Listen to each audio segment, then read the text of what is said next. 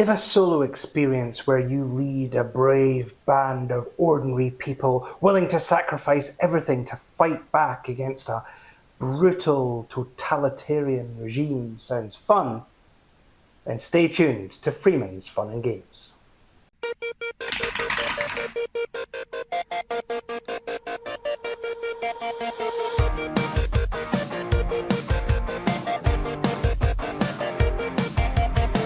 Yes, welcome to my channel, and this is the first of a series of videos where I introduce you to some of the fun that I've been having on the tabletop. This game came to my attention when I finished the TV series Andor, and like many people, I just wanted more. I was inspired by the visceral feeling that these were ordinary people that were willing to sacrifice everything to overthrow the empire, to fight back against oppression. And clearly the only other content that exists out there for that is the film Rogue One, and having seen that many times, I wanted something else that I could replicate that feeling on the tabletop, and there are a number of good games out there that do that, but I was looking particularly over winter for something solo, and I was drawn my attention to this. Resist by 25th Century Games. This is a solo card game. I guess it's more of an engine builder than a deck builder, and this is set during a period of history that isn't actually very well covered in games. This is the period after the Spanish Civil War, under the rulership of what could only be described as Europe's most successful fascist. And I say that because Franco was a dictator who died in his bed from natural causes. You know, I mean, obviously Hitler was, and Mussolini was, but Franco, no, he lived on to a grand old age, and that was despite the best efforts of the Maquis, who'd run away to France in the Spanish Civil War and then came back in to try and reclaim their country from a dictator, basically. So ultimately, a very difficult period of history, and one that I think is quite amazingly replicated in this game. It's a brilliant solo experience, and yeah, I'm looking forward to showing you it. So without further ado, let's get this to the table. Use the tools of my enemy. Here is the basic setup for Resist. You'll see that up here in the top corner here we have the civilian cards. These are basically the things we want to avoid is losing civilians. You only need to lose 5 civilians before it's game over. So this is a deck you do not want to be drawing on. I'm shuffling these and I'm placing them face down up here. These are the enemies. So each location that you go through in the game will have a number of these, and they all have different effects that they will do. Survive means if you fail to kill them, then you will have negative effects usually. Sometimes if you do kill them, you get good things. For example, I lost them now. There is a jailer who basically you can add more people, get more people to your resistance, basically. So again, these are shuffled randomly and placed. Oh, that's a bad shuffle. It's trying to do everything on camera. So you're shuffling and they're placing them here. Here are extra spies. Spies, actually, in this era of history, Franco did put a lot of agents within the resistance, and they were trying to sabotage it from within. And then you have 2 decks here of the people that will be undertaking the resistance. You'll see that they're quite characterful. In fact, this is one of the best parts of the game. They both have a hidden side and a revealed side. So here you can see that Juana is working at the bakery, it looks like, doing something. And this is her hidden side. So if you play this, you would only get 1 power. But if she reveals herself, and this is her being a good revolutionary here, delivering aid, it looks like, to people, she does get a stronger thing, but that means that you then can't use them again because they've kind of been exposed to the regime. When I first got this game, I wasn't sure about the art style, and it was one of the questions I had. I thought it looked a bit cutesy considering how serious the subject matter was, but actually there's something very endearing about the characters and the sacrifice that they're making that actually made this, it's really grown on me anyway. So Juana is there. Manuel, for example, obviously a journalist by day and by night, plotting the attacks there. And these are all on this side of the board people who I can recruit into the battle as we go on. And on the other side of the table here is the hidden deck. That's the other half of the civilians there.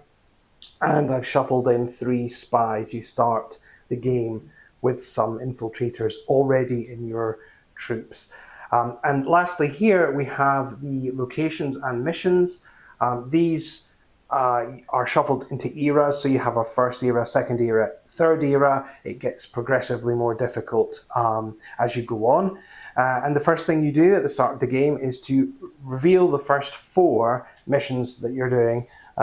So we have cross the border, intercept the commanding officer, destroy the railroad bridge, cool, and destroy the bunker. So these are all Era 1 reinvention of Spain. You can see that each of these things here has various different numbers. 3 is the number of enemies you draw from the enemy card deck to be in this part of this mission. 3 is the damage you need to do to this mission to effectively complete it, to finish it.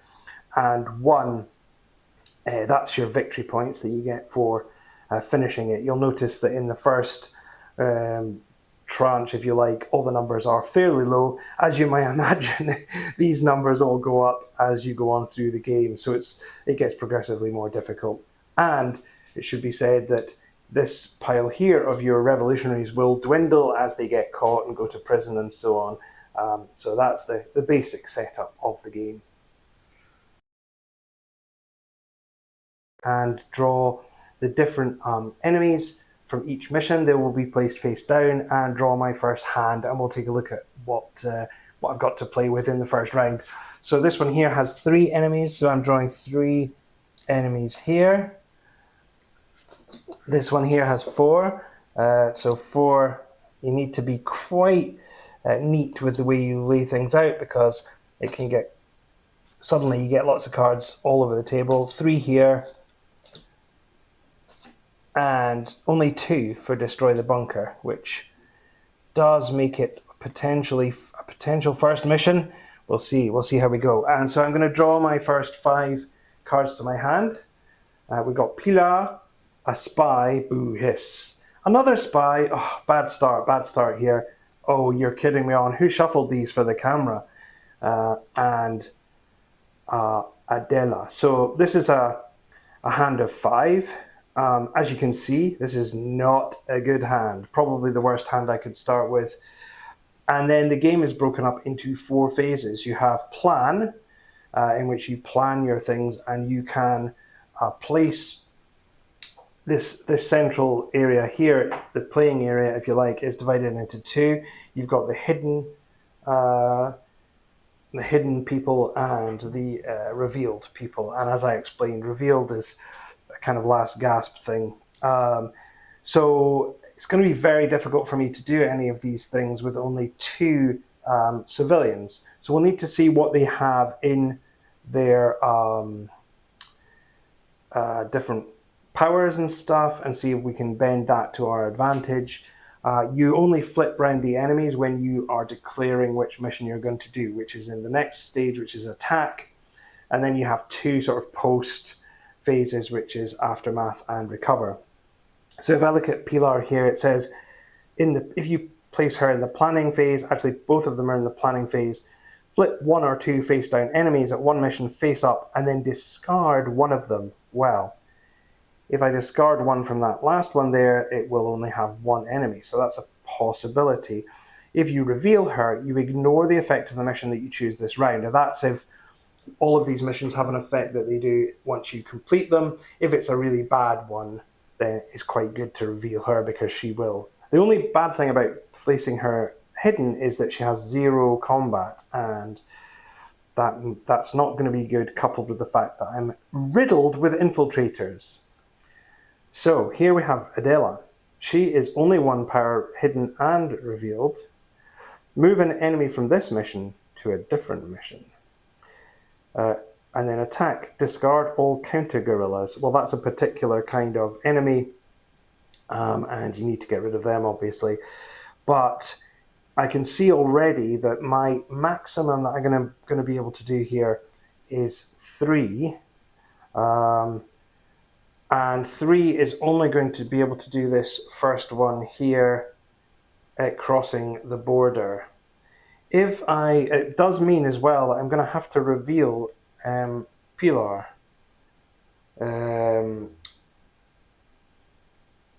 So that is a issue. So in the planning phase, I think, well, given Adela is 1 either way, I think moving an enemy from this mission to a different mission is probably a good start. So I'm going to, actually that's on the attack phase, so I will wait and do that. I will have to place, in the planning phase, I will have to place Pilar on the exposed side. Pilar is not going to come back, which makes me sad. And then that's the planning phase over, because I only have 1 to do. Then is the attack phase. It looks like we're heading to the attack phase. So I'm going to choose this one, as it's the only one I realistically have a chance of winning, with only 3 defense. And we will reveal what the enemies are. So first of all, we have a counter guerrilla. If I fail to kill this, I will draw a card from the civilian deck, and place it face up in the graveyard. Not good, because only need 5 civilians to die before I've lost the entire thing. The people of Spain will rise up against me, not the dictator. The other one is Spy Master. Add a new spy to the hidden discard pile. Goodness me, that's not good. And then lastly, another counter guerrilla. Oh well, this is a terrible start. So I know I'm going to place Adela down. I'm placing her. Well, if I reveal her, I will remove both of those counter guerrillas, but there will be a new spy hidden, given to the discard pile here. If I place her in hidden, I get to move one of these, but the other one will go. I don't know what you would do here. I'm going to keep Adela because I don't want to lose her. I'm going to move this Spy Master over here and hope that I can get a better hand. At least I know there's no more spies in the next hand, so hopefully I can deal with him. And then I will use these 3 points, 2 there and 1 here, to win this and get this victory point. So this is 1. But unfortunately, these 2 have survived. And that means I'm drawing 2 from here. So first of all, 2 civilians. So that's 2 of our 5 already have been lost.